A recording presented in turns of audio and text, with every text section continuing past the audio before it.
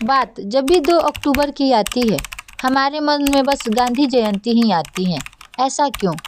जबकि इस दिन हमारे देश के एक महान शख्सियत ने भी जन्म लिया था, जिसने ईमानदारी की ऐसी मिसाल दी जो कि आज तक न किसी ने दिया है और न कोई दे पाएगा कभी भी। जिसने सादा जीवन, उच्च विचार, जय जवान जय किसान जैसे जीवंत नारे दिए और उस पर अमल भी किया।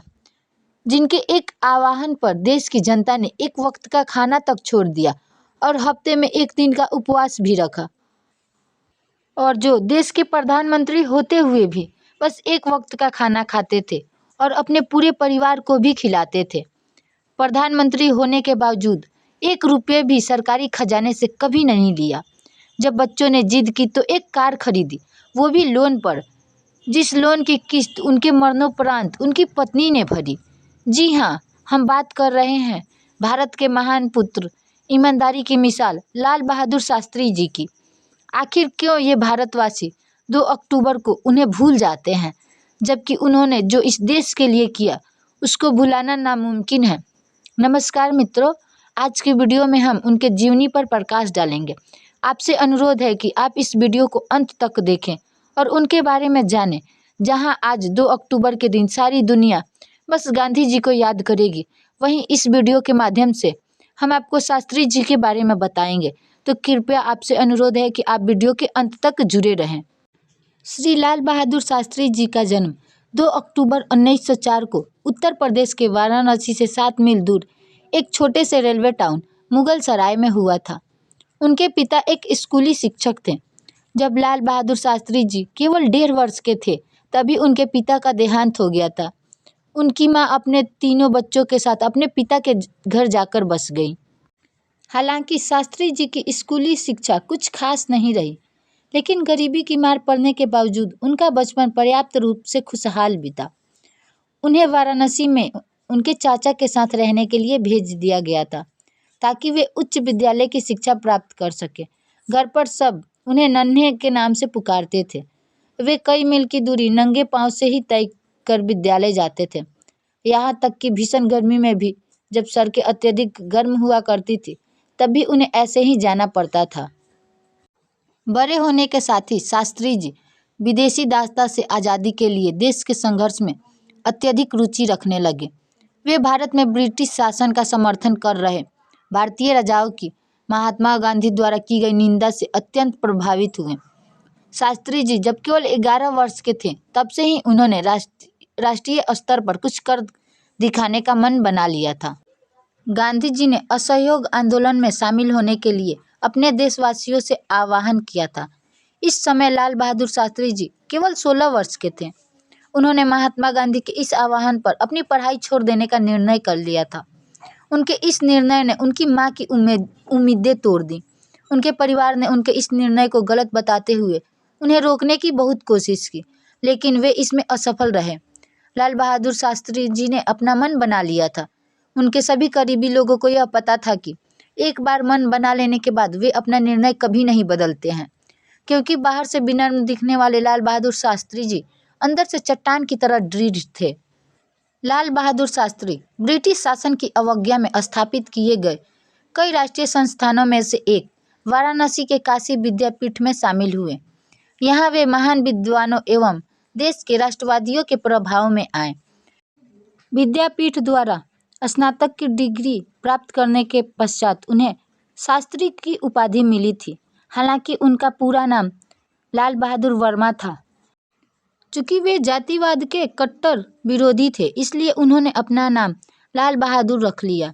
हालांकि जब उन्हें विद्यापीठ से शास्त्री की उपाधि मिली तब उन्होंने इसे अपने नाम के साथ जोड़ना शुरू कर दिया और हमारे मन में भी एक छवि बन गई, जो छवि थी लाल बहादुर शास्त्री जी की। शास्त्री नाम का मतलब होता है स्कॉलर, जिसे सारी चीज़ों का ज्ञान होता है। तो उन्हें शास्त्री उपाधि मिली थी और उन्होंने इसे अपना नाम बना लिया। तो लाल बहादुर शास्त्री जी की छवि आज हमारे मन में बसती है। आज़ादी के बाद जब कांग्रेस सत्ता में आई, उससे पहले ही राष्ट्रीय संग्राम के नेता विनीत एवं नम्र लाल बहादुर शास्त्री के महत्व को समझ चुके थे। 1946 में जब कांग्रेस सरकार का गठन हुआ तो इस छोटे से डायनेमो को देश के शासन में रचनात्मक भूमिका निभाने के लिए कहा गया। उन्हें अपने गृह राज्य उत्तर प्रदेश का संसदीय सचिव नियुक्त किया गया और जल्द ही वे गृह मंत्री के पद पर भी आसीन हुए। कड़ी मेहनत करने की उनकी क्षमता एवं उनकी दक्षता उत्तर प्रदेश में लोकोक्ति बन गई।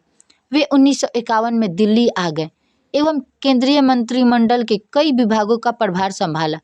रेल मंत्री, परिवहन एवं संचार मंत्री, वाणिज्य एवं उद्योग मंत्री, गृह मंत्री एवं नेहरू जी की बीमारी के दौरान बिना विभाग के मंत्री रहे।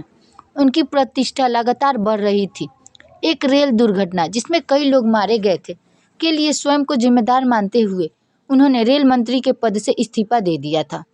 देश एवं संसद ने उनके इस अभूतपूर्व पहल को काफ़ी सराहा। तत्कालीन प्रधानमंत्री पंडित नेहरू ने इस घटना पर संसद में बोलते हुए लाल बहादुर शास्त्री की ईमानदारी एवं उच्च आदर्शों की काफ़ी तारीफ की थी। उन्होंने कहा था कि उन्होंने लाल बहादुर शास्त्री का इस्तीफा इसलिए स्वीकार नहीं किया है कि जो कुछ हुआ वे इसके लिए जिम्मेदार है, बल्कि इसलिए स्वीकार किया है क्योंकि इससे संवैधानिक मर्यादा में एक मिसाल कायम होगी। रेल दुर्घटना पर लंबी बहस का जवाब देते हुए लाल बहादुर शास्त्री जी ने कहा था, शायद मेरे लंबाई में छोटे होने एवं नम्र होने के कारण लोगों को लगता है कि मैं बहुत दृढ़ नहीं हो पा रहा हूँ। यद्यपि मैं शारीरिक रूप से मैं मजबूत नहीं हूँ, लेकिन मुझे लगता है कि मैं आंतरिक रूप से इतना कमज़ोर भी नहीं हूँ। अपने मंत्रालय के कामकाज के दौरान भी वे कांग्रेस पार्टी से संबंधित मामलों को देखते रहे एवं उसमें अपना भरपूर योगदान दिया। 1952, 1957, 1962 के आम चुनावों में पार्टी की निर्णायक एवं जबरदस्त सफलता में उनकी सांगठनिक प्रतिभा एवं चीज़ों को नज़दीक से परखने की उनकी अद्भुत क्षमता का बड़ा योगदान था। 30 से अधिक वर्षों तक अपनी समर्पित सेवा के दौरान लाल बहादुर शास्त्री जी ने अपनी उदात्त निष्ठा एवं क्षमता के लिए लोगों के बीच प्रसिद्ध हो गए। विनम्र, दृढ़, सहिष्णु एवं जबरदस्त आंतरिक शक्ति वाले शास्त्री जी लोगों के बीच ऐसे व्यक्ति बनकर उभरे जिन्होंने लोगों की भावनाओं को समझा। वे दूरदर्शी थे जो देश को प्रगति के मार्ग पर लेकर आए। लाल बहादुर शास्त्री जी महात्मा गांधी के राजनीतिक शिक्षाओं से अत्यंत प्रभावित थे। अपने गुरु महात्मा गांधी के ही लहजे में एक बार उन्होंने कहा था, मेहनत प्रार्थना करने के समान है। महात्मा गांधी के समान विचार रखने वाले लाल बहादुर शास्त्री भारतीय संस्कृति की श्रेष्ठ पहचान है। तो हमारा भी यह फर्ज बनता है कि हम 2 अक्टूबर को केवल महात्मा गांधी जी का जन्मदिन ही न मनाएं, वरन इस शख्सियत को भी उतना ही सम्मान दें जिसके वे हकदार हैं। क्योंकि 2 अक्टूबर को बस महात्मा गांधी का ही जन्म नहीं हुआ था। 2 अक्टूबर को हमारे देश के इस महान और ईमानदार नेता का भी जन्म हुआ था, जिनके जैसा प्रधानमंत्री भारत को फिर कभी नहीं मिल पाया और शायद ही भविष्य में ऐसा कोई प्रधानमंत्री हमें मिल पाए। उनकी गरीबी भी कभी उनको उनके पद से हिला ना सकी। उन्होंने आज तक 1 रुपया भी अपने सरकारी खजाने से नहीं लिया था।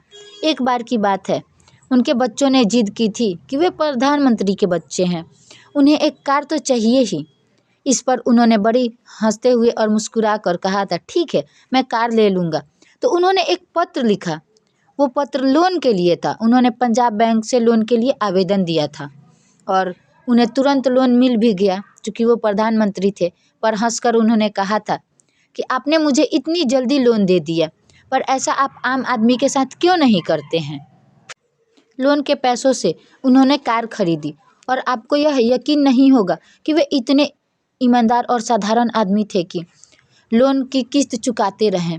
बीच में उनकी मृत्यु हो गई, रहस्यमय मृत्यु। उस पर हम कभी और किसी वीडियो में चर्चा करेंगे। उनकी मृत्यु हो गई तो जब उनका लोन बाकी था तो इंदिरा गांधी ने कहा कि वे लोन को माफ़ करवा देती हैं या सरकारी खजाने से भर देती हैं। तब उनकी पत्नी ने कहा था कि नहीं, इससे मेरी पति के ईमानदार आत्मा को दुख पहुंचेगा, उनके आत्मा को ठेस होगी। कृपया आप लोन के पैसे मेरी पेंशन में से काट लीजिएगा और सरकारी खजाने से लोन को मत भरिएगा। ऐसी थी हमारे शास्त्री जी की सोच और उनकी पत्नी की सोच। तो आज के दिन 2 अक्टूबर के दिन हम अपने और आपके तरफ से उनको जन्मदिन की हार्दिक शुभकामनाएं देते हैं और आशा करते हैं कि आपको यह वीडियो अच्छी लगी होगी। अच्छी लगी है तो कृपया इस वीडियो को हर जगह फैला दें। आगे आपकी मर्जी। मन करे तो वीडियो को लाइक और चैनल को सब्सक्राइब भी कर दें। धन्यवाद। कल फिर मिलते हैं एक नई वीडियो।